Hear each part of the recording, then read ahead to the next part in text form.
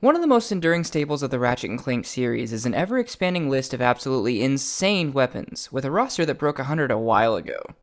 Some have ridiculous and ridiculously powerful effects, others add insult to injury, and nearly all of them are completely nonsensical. Of course, there are some that stick more to traditional notions of weaponry, but let's be honest, who actually uses those for more than the first couple planets? A few rules: this list will not cover any melee weapons, gadgets, or rhinos. Here we will focus on the ranged weapons that Ratchet and Clank wield across their adventures and determine which ones stand out. To start out, let's talk about a weapon from Clank's solo outing that is of course very reminiscent of a James Bond or Kingsman weapon. Its name is a wonderful description of what it is and what it does. The Thunderstorm umbrella is a black umbrella that allows Clank to discharge lightning at his enemies. Fairly straightforward.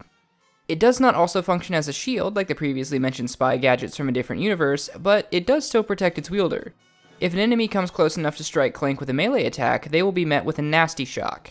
This isn't the most powerful weapon by any means. It is in fact borderline useless unless the player charges each shot and adds the available mods. But it looks cool and really fulfills the promise of a secret agent, so I like it. There's really nothing better than a weapon that fires for you. It protects you autonomously and allows you to focus on larger threats. The Clank Zapper, and later the Clank Shocker, are upgrades to Clank as you may expect given the name. It is unique in the Ratchet and Clank series in that Clank operates it pretty much entirely on his own as Ratchet jumps and strafes around. This leads to the only potential complication that can come up with this weapon. Because of the set it and forget it philosophy, it is difficult to tell when its ammo is depleted. Going Commando added a lot when it came to weaponry, both in sheer number of weapons and in upgrades that increase power and provide new abilities with use. This was a super cool idea, even if it was likely a bit redundant when finally available for purchase in challenge mode. And I'm glad they gave Clank more to do. Ratchet and Clank Rift Apart was such a beautiful game and served as a great demonstration of the PS5's hardware features early on. It also contained one of Ratchet's best arsenals. While I could have added pretty much any of the weapons from Rift Apart to this list, I think the Ricochet is the coolest. It fires projectiles that, as the name implies, ricochet and allow the wielder to strike their target multiple times. This makes great use of the DualSense controller's adaptive triggers, prompting the player when it is time to strike again. Like all of Ratchet's weapons, the Ricochet upgrades with use. This raises its damage output, both in base damage and in adding more possible ricochets. It will also transform into the Ricochet at level 5, with projectiles now exploding on their final bounce. It does unfortunately have a fairly low ammo capacity, but that can be offset with Raritanium upgrades or acquiring enough gold bolts. The Sonic Eruptor is one of Ratchet's many interstellar shotguns, but it exists in a game where there is already a basic customizable shotgun. Also, the Sonic Eruptor is by far both the coolest and craziest of all the shotguns, though the pixelizer may come close. This weapon checks a lot of unique boxes, primarily that it is the only of Ratchet's weapons to feature a whole last sentient being grafted onto a gun. When fired, the Sonic Eruptor's genetically modified Xenogoat releases a sonic wave from its mouth, the strength of which is determined by how much air it currently has in its lungs. Does it have lungs? Don't worry about it. There is a meter on screen that serves as an easier to see indicator of the weapon's charge strength. Some may note that the sonic burst released by the weapon sounds like a giant belch, but you may be surprised to learn that it is actually the Xenogoat's mating call. As such, GrumbleNet recommends against firing the weapon in the presence of any Xenogoat females, noting that they can be, quote, very insistent. Technically, it does also appear in full frontal assault, but Anyone who has played a Ratchet and Clank game will have come across a weapon like this. There are morphing weapons that transform enemies into sheep, monkeys, chickens, or even snowmen, with most of the mainline games including a weapon of this type. The Quacko Ray, however, holds a special place in my heart. It is of course hilarious to jump around a battlefield rewriting your enemy's DNA and cursing them to live as ducks, but the weapon also has a lot of utility.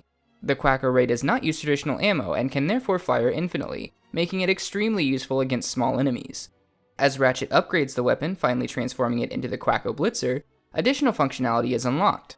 This includes ducks laying explosive eggs, and one transformed duck always turning into a phoenix that will fly around Ratchet attacking enemies.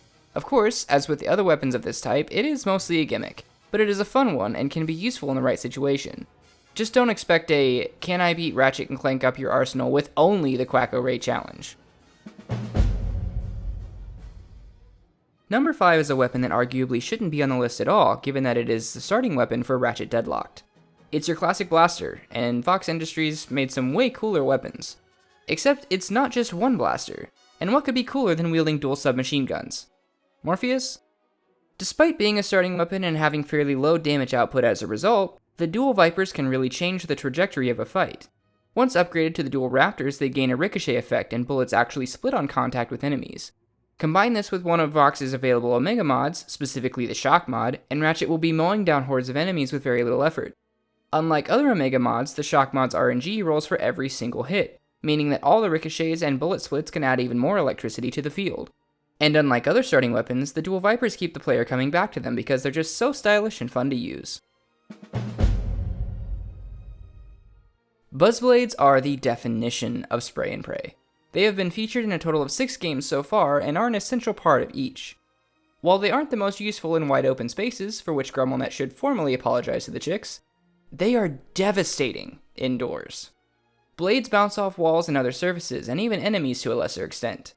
Combined with a high rate of fire, this allows Ratchet to fire many blades very quickly that can strike enemies multiple times before expiring. When upgraded to the Doom blades, damage output increases even further. Depending on which game you find yourself playing, the specific effects vary slightly. For some, each blade is covered in an acidic compound that does damage over time after the initial strike. Other potential effects include explosive blades, which will explode shortly after they embed themselves in a wall or target, and blades that split in two on first strike of an enemy. Everyone, meet Fred. We recommend you don't shake any of his hands. The Rift Inducer 5000 is an insanely powerful weapon, especially given its size.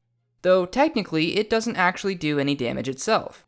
When fired, it opens a portal to another dimension, inviting an interdimensional being dubbed Fred by GrumbleNet to the ass-kicking party. Once summoned, Fred slaps enemies in his range with his spiked tentacles, pulling them in to finish them off if the slap would otherwise kill them. Fred is amazingly useful against groups of enemies, despite only being able to be summoned for 10 seconds at a time. With use, the Rift Inducer 5000 can be upgraded to the Rift Ripper 5000, which makes the Rift itself more powerful and unstable. This will cause rifts to snap shut with a localized explosion that can help finish off any stragglers. Hold down the fire button to charge, then let go to release a galactic can of whoop-ass. Upon finding the Alpha Disruptor, the help desk helpfully informs Ratchet that he is holding the first nano-weapon developed by the Center for Advanced Lombax Research. It is a shoulder-mounted cannon that can very nearly rival the power of a Rhino. Once the Alpha Disruptor is fully charged, releasing the trigger will cause it to fire a beam of insanely powerful isokinetic energy that will flatten pretty much anything. It can even take down most bosses in just a few hits. Of course, with all great power comes great restraint. In fiction, anyway. The Alpha Disruptor can only hold 5 shots, and that includes an ammo upgrade purchased with Raritanium. Another Raritanium upgrade allows the beam to pierce enemies, while upgrading the weapon to the Alpha Cannon through prolonged use will cause the beam to generate a massive explosion on impact. I am fully convinced that Tools of Destruction refers to this weapon exclusively. Like I said earlier, there's nothing better than a weapon that fires for you. Except when it also insults and intimidates enemies for you as well. Mr. Zircon is a hateful little synthenoid who exists to kill Ratchet's enemies and holds great contempt for everyone, including Ratchet himself. It's what makes him so lovable. This is a bit of a weird entry, because despite having appeared as a weapon in 5 games, Mr. Zircon was originally introduced as a device, not a gadget, in Tools of Destruction. Mr. Zircon also appears in Rift Apart as a bartender, with Mr. Funky filling the open role. In addition to his endearing demeanor, Mr. Zircon also has the widest array of possible upgrades across the games.